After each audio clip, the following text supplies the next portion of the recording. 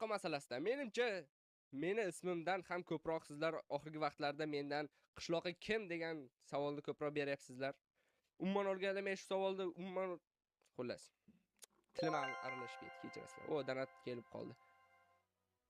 Bugs Dev. Assalomu alaykum. Agar to'g'ri tushungan bo'lsam, bu YouTuber. Baxsus. Assalomu alaykum. To'g'rimi? Mayli, savolga qaytamiz. Qishloqi masalasida oxirgi paytlarda men o'zimni ismim nimaligi haqidagi savoldan ham ko'proq qishloqi kim degan savolni ko'proq eshityapman. Va bu savolga hozir men to'liq qilib javob bermoqchiman. Shuncha vaqtdan beri artefakt men edim, to'g'rimi? Mana men hozir sizlarga o'zimni ko'rsatdim va tovushimdan tushunishingiz mumkin. Men o'sha artefaktman. Qishloqqa keladigan bo'lsak, qishloqqa esa u ham men edim. Tushunyapsizlarmi? Shuncha vaqtdan beri qishloqi va artefakt bitta odam edi. Umid qilamanki, hafsalangiz bir bo'lmadi.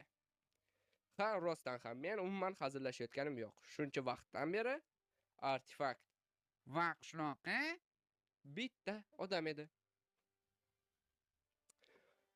Oldingiz ochilib qoldimi? Balki orangizda kimdir